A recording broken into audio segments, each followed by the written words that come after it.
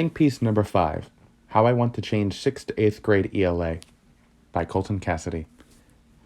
English teachers have a much more difficult job than math, history, or science teachers. English teachers have to track student learning much more than other subjects do.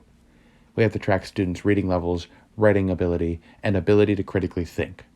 English teachers have to do so much more niche work to get their students to improve compared to teachers of other subjects. History teachers want you to memorize people and events, and math teachers want you to be able to use a formula or technique.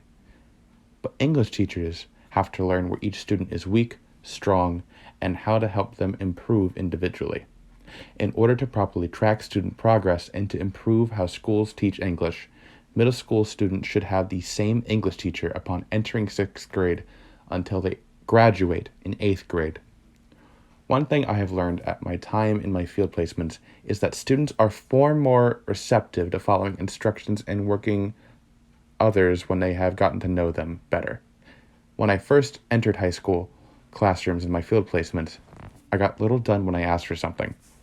Towards the end of the semester, however, students were willing to work with me for full lessons. They had gotten to know me by then, and there was a mutual respect. Similarly, I found out more about my students. I knew the weakness and strength of each student, and I knew when it was a good idea or not to ask a specific student to do something. I had grown to know my class, and because of that, it made for a much better learning environment. In a classroom for an actual teacher, a teacher has better classroom management skills at the end of the year with the same class than when they first started. If a teacher was to have the same student for 3 years, we could see less time wasting in that regard. It would be beneficial for students to have these long-term relationships with teachers as well. If a student was to suddenly change behavior, perhaps due to bullying or something going on at home, having a teacher who has known the student for a long time might be the best way to catch that. We always want to make sure we catch signs of abuse or mental trauma in our children as quickly as we can. Teachers have always been adults who catch these behaviors in kids, and they could catch even more. Additionally, parents might really want to have someone long-term to watch out for their child. Many parents rely on teachers to give different perspectives to them about their children. Teachers can catch a knack for writing or reading or public speaking the parent might not have known about. They can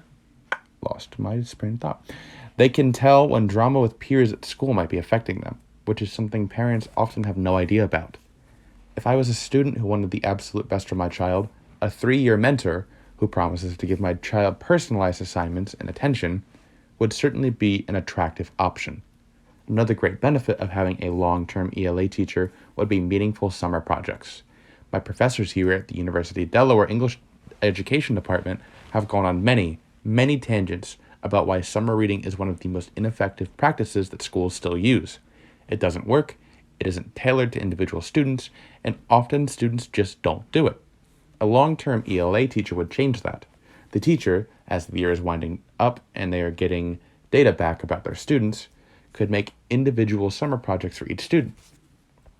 If one student has a poor reading level for their grade, they could be assigned to read a few short stories and write comprehensive summaries. If a student has poor writing skills, they could be assigned 3 to 4 essays to complete over the summer.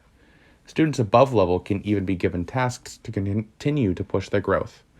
No one has to read a pointless book, no one has to copy others' work, and we can see real, meaningful change. This classroom reform does have a few particularly glaring issues. One issue being the time-consuming planning for 3 years of new content. Not that it couldn't be done, especially with administrative support, but rather that this is going to be tolling on teachers. I know that planning from 6th grades to 7th to 8th is asking a lot, but I also think the payoff may be worth it. In fact, there are teachers right now that plan classes for multiple grades already. Schools also have departments for each subject full of teachers of varying grade levels. These departments would make for an excellent source for helping planning content a long-term teacher might not be entirely familiar with. A second problem the system brings up is the need, even more than now, for these teachers to be good at their jobs. If a class of students gets placed with a teacher who isn't good at teaching, a long-term classroom model might actually be more damaging than helpful. A way to potentially circumvent this, as well as lighten teacher load, would be to have long-term classrooms have 2 teachers.